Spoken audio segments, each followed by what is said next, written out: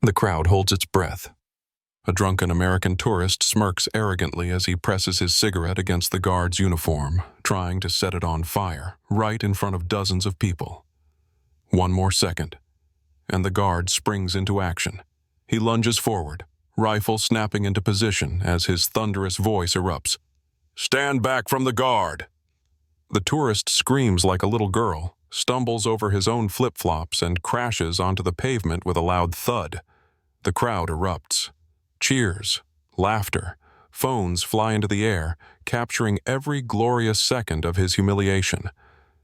But the real fun began when the police got involved. But let's start from the very beginning. This channel won't survive without your subscription and likes. Help me! London shines like a postcard dream. Buckingham Palace, grand and unshaken, stands above the chaos of tourists, all snapping photos, firing off Instagram stories, and doing their best to annoy the royal guards. Some pose by the iron fences, some desperately try to make the guards blink, and some have had a little too much English ale and are now acting like complete morons.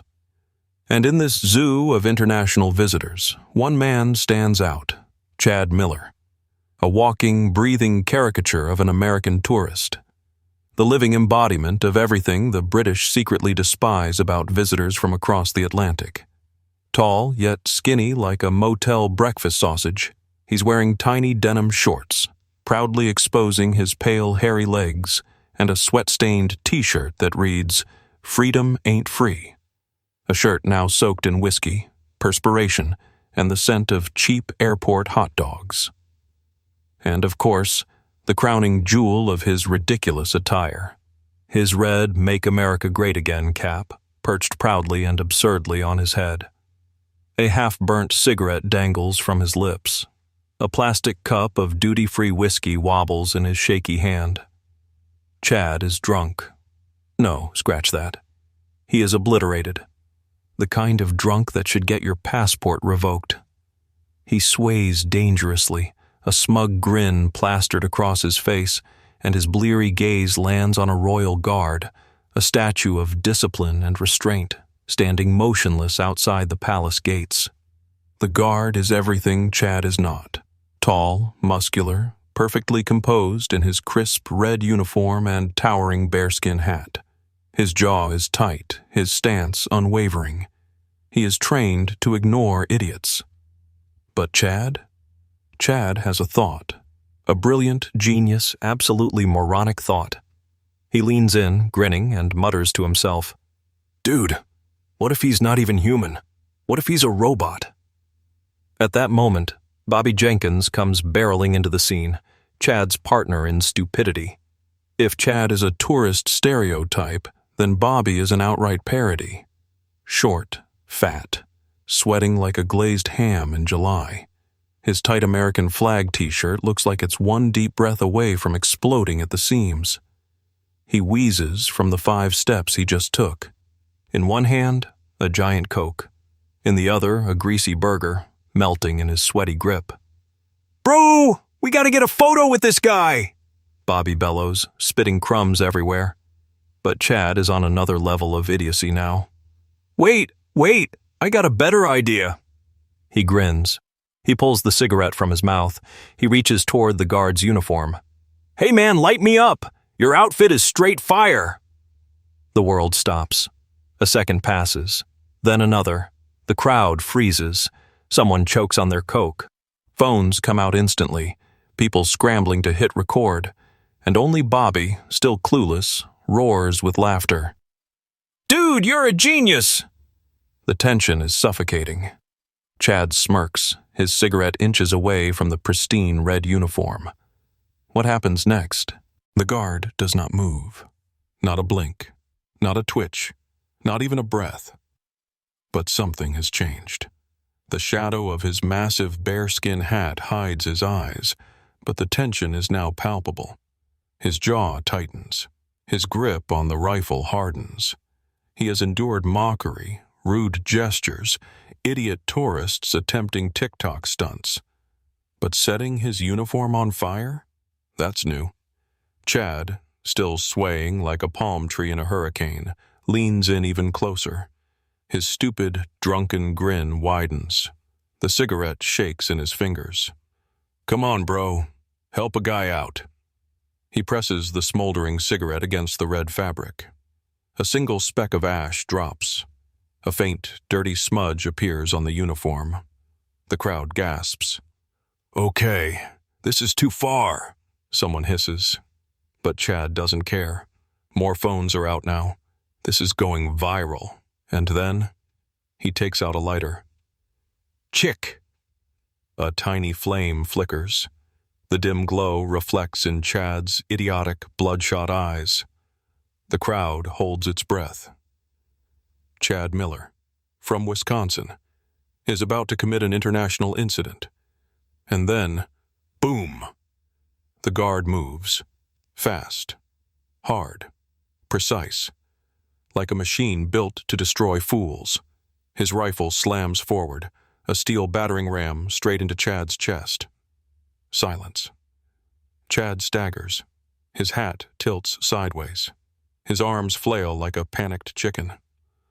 "Whoa, whoa, whoa! Chill, bro!" he screeches, stumbling back.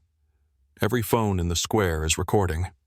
Bobby, mouth agape, fumbles for his own phone, screaming, "This is police brutality. We're Americans. We have rights." But the guard is already motionless again, perfectly still. Rifle locked in place, expressionless, unshaken, unbothered. Chad stares at him, panting, like a deer caught in headlights.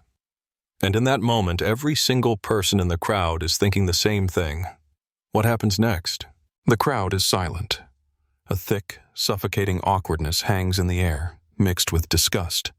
Even the most eager tourists, who had been happily recording the spectacle moments ago, now sense that things have gone too far. But Chad Miller doesn't notice.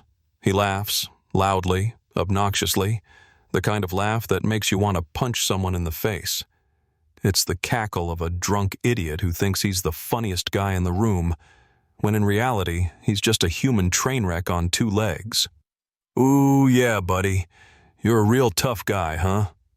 Chad slurs, his voice hoarse from booze, his words slurred mockingly as he sways in front of the guard. "Like a red Terminator." He throws up his hands, pretending to surrender, as if suddenly realizing the error of his ways. All right, I give up. No more trouble, sir." The crowd freezes, hopeful that maybe, just maybe, this circus act is finally over. But no. Chad spits. The cigarette butt drops, landing right in front of the guard's polished boots. The guard doesn't flinch. The crowd, on the other hand, reacts immediately. "Ugh, that's just low. This guy is an absolute moron. Where's the police?" Chad throws his head back, laughing, giddy with his own stupidity, like a child who just got away with drawing on the walls. "There you go, buddy. You're just a tin can in a costume." Bobby is still recording. His face is red with anger, but his eyes are gleaming with greed. He can already see the viral views. "Go, Chad. Push him. You'll go down in history." Chad puffs out his chest like he's just conquered the British Empire. "Hey, dude, maybe you should actually say something, huh?"